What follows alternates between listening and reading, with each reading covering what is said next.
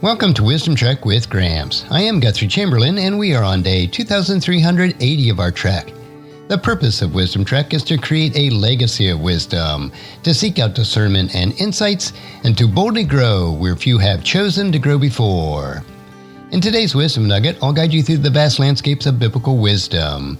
Today we'll delve into Ecclesiastes chapter 7, verses 23 through 29 from the New Living Translation. These verses provide a profound exploration of wisdom, human nature, and the pursuit of understanding. Let's walk the path together as we uncover timeless truths that wisdom shares with us today. Ecclesiastes chapter 7, verses 23 through 29. I have always tried my best to let wisdom guide my thoughts and actions. I said to myself, I am determined to be wise. But it didn't work. Wisdom is always distant and difficult to find. I searched everywhere, determined to find wisdom and to understand the reason for things. I was determined to prove myself that wickedness is stupid and that foolishness is madness. I discovered that a seductive woman is a trap that is more bitter than death. Her passion is a snare, and her soft hands are chains. Those who are pleasing to God will escape her, but sinners will be caught in her snare. This is my conclusion, says the teacher. I discovered that after looking at a matter from every possible angle, though I have searched repeatedly, I have not found what I was looking for. Only 1 out of 1,000 men is virtuous, but not one woman. But I did find this. God created people to be virtuous, but they have each turned to follow their own downward path. Solomon begins this passage by sharing his personal pursuit of wisdom in verse 23 as he reflects. I've always tried my best to let wisdom guide my thoughts and actions, and I said myself, I'm determined to be wise, but it didn't work. Despite his efforts, Solomon finds wisdom elusive. This honest admission underscores a critical truth. The pursuit of wisdom is a lifelong journey, often filled with challenges and setbacks. No matter how determined we are, wisdom is not something that we can fully grasp or contain. In verse 24, Solomon emphasizes it further. Wisdom is always distant and difficult to find. True wisdom often feels like it is out of reach, perpetually challenge us to keep seeking, learning, and growing. It is a humbling reminder that wisdom is not a destination, but a lifelong journey, a path that we must continually walk with patience and perseverance. Solomon's quest for understanding continues in verse 25. I searched everywhere, determined to find wisdom and to understand the reason for things. I was determined to prove myself that wickedness is stupid and that foolishness is madness. We see here that wisdom describes the relentless pursuit of understanding life's deeper truths and the nature of wickedness and foolishness. In his determination to uncover the reasons behind human behavior, the madness of folly reflects the profound desire to make sense of this world. However, Solomon's search also leads to some stark realization about human nature and temptation. In verse 26, he shares a sobering discovery. I discovered that the seductive woman is a trap that is more bitter than death. Her passion is a snare, and her soft hands are chains. Those who are pleasing to God will escape her, but sinners will be caught in her snare. This metaphorical language highlights the dangers of succumbing to temptation and the importance of living a life that is pleasing to God. It is a powerful reminder that wisdom includes recognizing and avoiding the pitfalls that can lead us astray. As Solomon continues his reflection, he draws upon some significant conclusions in verses 27 and 28. This is my conclusion, says the teacher.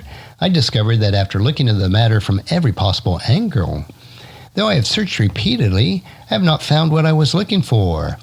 Only 1 in 1,000 men are virtuous, but not one woman. These verses, though controversial and challenging, need to be understood from the context of Solomon's broader search for righteousness and virtue. Solomon's statement about virtuous men and women reflect his frustration and the cultural context of his time. It is essential to recognize that Solomon is expressing his personal observation and the difficulty he faced in finding true righteousness and virtue. This should not be taken as a sweeping judgment, but rather as an expression of his experience and the rarity of finding true virtue in a fallen world. In the final verse in this passage, Solomon provides a key insight into human nature. He says, But I did find this. God created people to be virtuous, but they have each turned to follow their own downward path. This verse encapsulates the essence of Solomon's observation. God's original design for humanity was one of virtue and righteousness. However, through free will, people have chosen to deviate from this path, following their own ways instead of God's. This deviation from God's intended path is the root of much of the folly, wickedness, and suffering that Solomon observes. It is a reminder that while we are created with the potential for virtue, it is our choice that determines the path that we follow. The pursuit of wisdom, therefore, involves aligning ourselves with God's design and resisting the downward pull of our own inclinations. As we reflect on Solomon's words of Ecclesiastes chapter 7, verses 23 through 29, several key takeaways emerge. The first one is the pursuit of wisdom. Wisdom is a lifelong journey. Despite our best efforts, it often remains elusive, challenging us to keep seeking and growing. Number 2 is understanding human nature. Solomon's relentless search for understanding reveals the complexity of human nature and the folly of wickedness. Recognizing these truths help us to navigate life's challenges with greater clarity. Number 3 is the danger of temptation. Temptation can lead us astray, trapping us in folly and sin. Living a life pleasing to God helps us to avoid these pitfalls. Number 4 is virtue and frustration. Finding true virtue is rare and challenging. Solomon's reflection highlights the difficulty of living righteously in a fallen world. And number 5 is God's original design. God created us to be virtuous, but our choices often leads us away from this path. Aligning ourselves with God's design is essential for true wisdom. So how can we apply these lessons in our daily life? Start by embracing the journey of wisdom.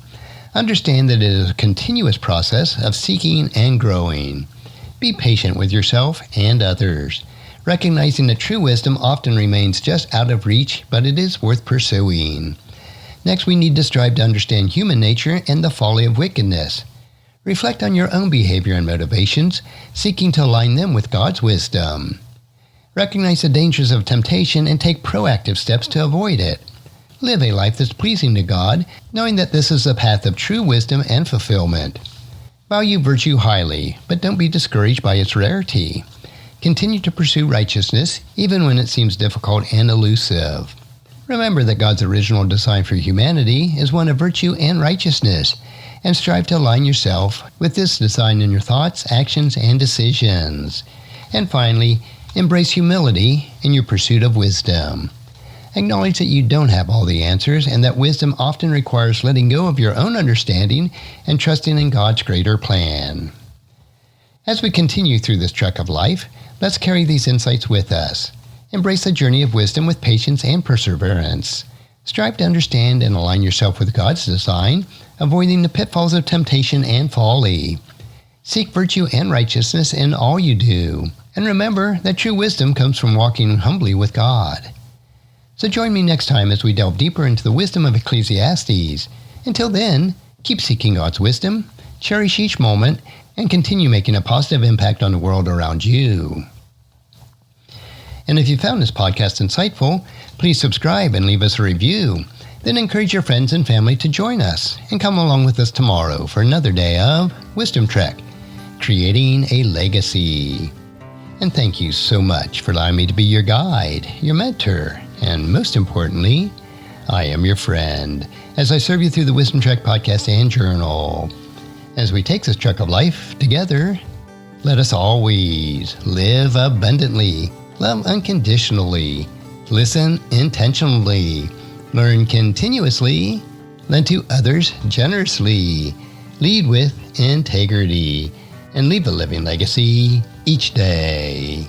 I am Guthrie Chamberlain, reminding you to keep moving forward, enjoy your journey, and create a great day every day. See you next time for more daily wisdom.